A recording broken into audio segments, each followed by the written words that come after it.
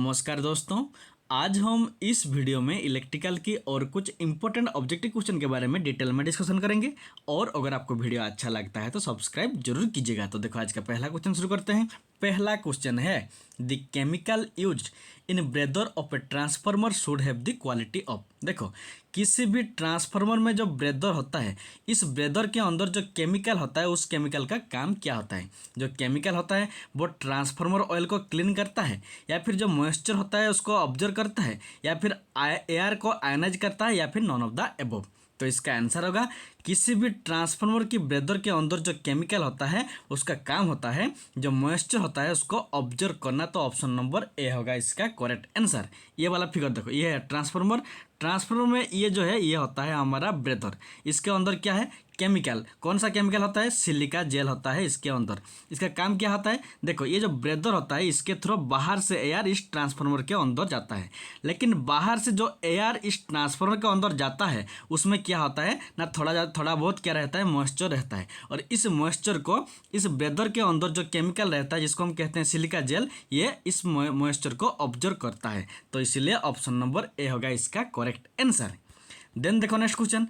Next question है if any two leads from slip rings are interchanged in a three phase induction motor the motor will। देखो जो मान लो एक three phase induction motor है, slip ring type का एक three phase induction motor है, उसमें 3 स्लिप रिंग होता है। तो इस 3 स्लिप रिंग में से अगर किसी 2 स्लिप रिंग का जो लीड होता है उसको हम इंटरचेंज करेंगे तो ये 4 ऑप्शन में से कौन सा होगा। वो सेम डायरेक्शन में कंटिन्यू रनिंग करेगा, या फिर अपोजिट डायरेक्शन में रनिंग करेगा, या फिर रन नहीं करेगा, या फिर डैमेज होगा। तो इसका आंसर होगा जब हम किसी भी एक three phase slip ring induction motor का 3 स्लिप रिंग में से किसी 2 स्लिप रिंग का लीड को इंटरचेंज करेंगे तो जो मोटर होता है वो सेम डायरेक्शन में रन करेगा। तो ऑप्शन नंबर ए होगा इसका करेक्ट आंसर। ये वाला फिगर देखो, ये होता है स्लिप रिंग इंडक्शन मोटर का फिगर। इसमें देखो ये 3 स्लिप रिंग है, देखो इधर से एक कनेक्ट हुआ है, इधर से और एक, इधर से और एक। तो इस 3 में से अगर किसी 2 को इंटरचेंज करेंगे तो उसका जो रनिंग डायरेक्शन है उसमें कोई भी चेंजेस नहीं होगा। तो ऑप्शन नंबर ए होगा इसका करेक्ट आंसर। जिस डायरेक्शन में ये रोटर रोटेट कर रहा था उसी डायरेक्शन में ही रोटेट करेगा। देन देखो नेक्स्ट क्वेश्चन। नेक्स्ट क्वेश्चन है Which of the following connection of transformer will give the highest secondary voltage। देखो हम सभी जानते हैं जो कनेक्शन होता है वो 2 टाइप का होता है, एक स्टार कनेक्शन होता है, दूसरा डेल्टा कनेक्शन होता है। तो ये तो 4 ऑप्शन है, एक primary star secondary delta, primary star secondary star, primary delta secondary star, primary delta secondary delta. इनमें से कौन सा कनेक्शन में हमें सेकेंडरी वोल्टेज क्या मिलेगा, ज़्यादा मिलेगा, हाईएस्ट मिलेगा। तो हम सभी जानते हैं अगर स्टार कनेक्शन होगा तो स्टार कनेक्शन में देखो जो होता है हमारा फेज वोल्टेज होता है वो लाइन वोल्टेज का 3 टाइम होता है। ये वाला फिगर देखो, line voltage is equal to √3 into phase voltage, means √3 time ज़्यादा मिलता है अगर सेकेंडरी कनेक्शन होगा। तो इसीलिए हमें सेकेंडरी कनेक्शन क्या चाहिए, स्टार कनेक्शन चाहिए। तो इसीलिए जिस ट्रांसफार्मर में प्राइमरी होगा डेल्टा कनेक्शन और सेकेंडरी होगा स्टार कनेक्शन, उसमें क्या मिलेगा ना, हमें सेकेंडरी वोल्टेज ज़्यादा मिलेगा। तो इसीलिए ये जो सेकेंडरी वाइंडिंग होता है ये होना चाहिए स्टार कनेक्शन, और जो ये प्राइमरी वाइंडिंग होता है ये होना चाहिए डेल्टा कनेक्शन। तो अब हमें क्या मिलेगा, जो सेकेंडरी वोल्टेज होता है वो हाईएस्ट मिलेगा। तो ऑप्शन नंबर ये जो ऑप्शन नंबर बी होता है ये करेक्ट आंसर। देन देखो नेक्स्ट क्वेश्चन। नेक्स्ट क्वेश्चन है सिंक्रोनस कैपेसिटर इज। देखो जो सिंक्रोनस कैपेसिटर होता है वो एक ऑर्डिनरी स्टैटिक कैपेसिटर बैंक होता है, या फिर एक ओवर एक्साइटेड सिंक्रोनस मोटर होता है जिसमें कोई भी मैकेनिकल लोड नहीं होता है, या फिर नॉन ऑफ द एबव, या फिर एक ओवर एक्साइटेड सिंक्रोनस मोटर होता है जिसमें मैकेनिकल लोड होता है। तो इसका आंसर होगा जो सिंक्रोनस कैपेसिटर होता है वो एक ओवर एक्साइटेड सिंक्रोनस मोटर होता है, लेकिन उसमें कोई भी मैकेनिकल लोड नहीं होता है या विदाउट लोड, बिना लोड में चलता है। तो ऑप्शन नंबर सी होगा इसका करेक्ट आंसर। क्योंकि देखो जब एक ओवर एक्साइटेड सिंक्रोनस मोटर को हम किसी भी सर्किट में कनेक्शन करेंगे तो उसका काम क्या होता है ना, वो पावर फैक्टर को इम्प्रूव करता है। तो पावर फैक्टर कौन इम्प्रूव करता है, हम सब जानते हैं जो कैपेसिटर होता है उसका काम होता है पावर फैक्टर को इम्प्रूव करना। और ये काम हमारा ओवर एक्साइटेड सिंक्रोनस मोटर जब बिना लोड में विदाउट मैकेनिकल लोड में होता है तब भी वही पावर फैक्टर इंप्रूव करता है। इसीलिए over excited synchronous motor without mechanical load को हम क्या कहते हैं, सिंक्रोनस कैपेसिटर, क्योंकि कैपेसिटर भी वही काम करता है। तो ऑप्शन नंबर सी होगा इसका करेक्ट आंसर। देन देखो नेक्स्ट क्वेश्चन। नेक्स्ट क्वेश्चन है the plugging provides this braking torque in comparison to rheostatic and regenerative braking system. देखो जो ब्रेकिंग सिस्टम होता है नॉर्मली हमारा एक इंडक्शन मोटर में एक होता है रीजनरेटिव ब्रेकिंग, दूसरा होता है डायनामिक ब्रेकिंग, तीसरा होता है प्लगिंग ब्रेकिंग, रीजनरेटिव ब्रेकिंग और डायनामिक ब्रेकिंग। तो इनमें से कौन सा ब्रेकिंग का जो ब्रेकिंग टॉर्क होता है वो क्या होता है ना, सबसे ज़्यादा नेग्लिजिबल होता है या फिर स्मॉल होता है या फिर हाईएस्ट होता है या फिर नॉन ऑफ द अबव। तो इसका आंसर होगा जो प्लगिंग ब्रेकिंग होता है, ये वाला देखो प्लगिंग, जो प्लगिंग ब्रेकिंग होता है ये हाईएस्ट ब्रेकिंग टॉर्क प्रोवाइड करता है। तो ऑप्शन नंबर सी होगा इसका correct answer, very very important.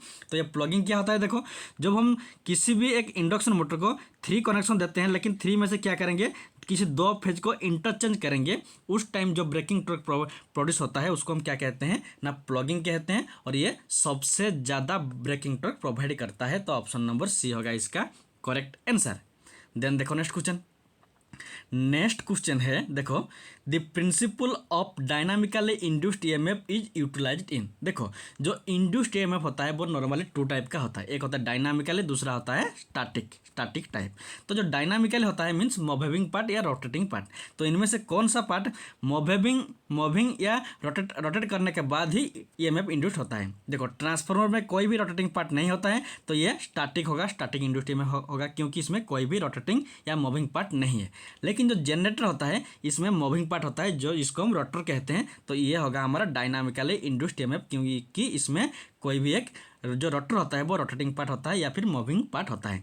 लेकिन जो चौक होता है ये भी एक स्टैटिक होता है, क्योंकि इसमें भी कोई भी रोटेटिंग पार्ट नहीं होता है। और जो थर्मोकपल होता है इसमें भी कोई भी रोटेटिंग पार्ट नहीं होता है। तो ये तीनों ऑप्शन ए, ये वाला, ये 3 ऑप्शन क्या होगा ना, स्टैटिकली इंड्यूस्ड ईएमएफ, और जो जनरेटर होता है वो होता है dynamically induced EMF. Option number C होगा इसका करेक्ट आंसर। देन देखो नेक्स्ट क्वेश्चन। नेक्स्ट क्वेश्चन है, the iron core in a transformer provides dash path to the main flux. देखो ट्रांसफार्मर में जो आयरन कोर होता है, ये वाला देखो, ये ट्रांसफार्मर है, इसमें ये जो होता है ये हमारा आयरन कोर होता है, ये जो कोर है ये हमारा आयरन कोर है। तो ये जो आयरन कोर होता है ये मेन फ्लक्स को लो रिलक्टेंस पाथ प्रोवाइड करता है या फिर हाई रिलक्टेंस पाथ प्रोवाइड करता है या फिर लो रेजिस्टेंस पाथ प्रोवाइड करता है या फिर हाई कंडक्टिविटी पाथ प्रोवाइड करता है।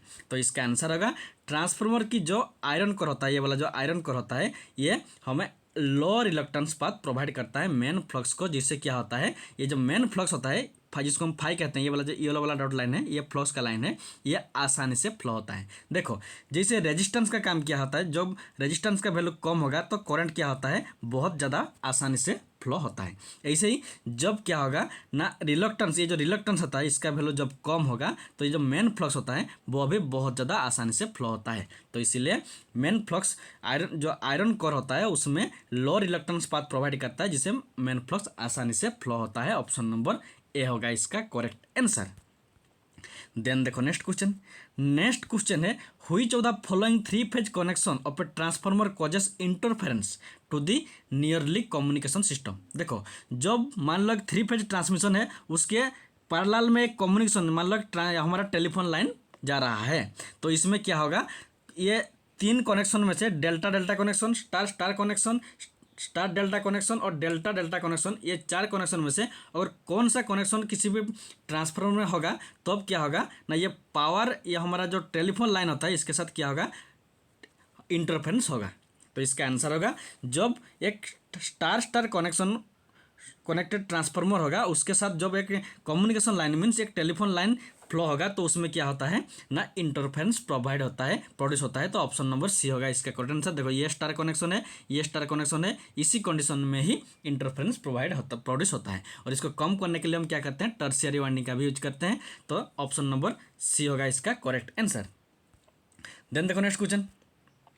नेक्स्ट क्वेश्चन है, a 3 phase synchronous motor hunts due to dash. देखो जो 3 फेज सिंक्रोनस मोटर होता है उसमें हॉन्टिंग क्यों होता है, क्योंकि फ्लक्चुएटिंग लोड होता है इसलिए हॉन्टिंग होता है, या फिर फ्लक्चुएटिंग सप्लाई वोल्टेज होता है इसलिए हॉन्टिंग होता है, या फिर एक्सेसिव फील्ड करंट होता है इसलिए हॉन्टिंग होता है, या फिर फॉल्टी कनेक्शन में कोई फॉल्ट होता है इसलिए हॉन्टिंग होता है, या फिर आइदर फ्लक्चुएटिंग लोड हो सकता है या फिर फ्लक्चुएटिंग सप्लाई वोल्टेज होता है जिससे हॉन्टिंग होता है। तो इसलिए इसका आंसर होगा ऑप्शन नंबर ई, चाहे वो फ्लक्चुएटिंग लोड हो या फिर फ्लक्चुएटिंग सप्लाई वोल्टेज हो, किसी इनमें से 2 में से अगर किसी भी होगा तो जो 3 फेज सिंक्रोनस मोटर होता है उसमें हॉन्टिंग होता है। तो ऑप्शन नंबर ई होगा इसका करेक्ट आंसर। देन देखो नेक्स्ट क्वेश्चन है during short circuit test of a synchronous motor dash are short circuited. देखो जब हम एक सिंक्रोनस मोटर को शॉर्ट सर्किट टेस्ट करते हैं तो हम इनमें से किसको शॉर्ट सर्किट करते हैं?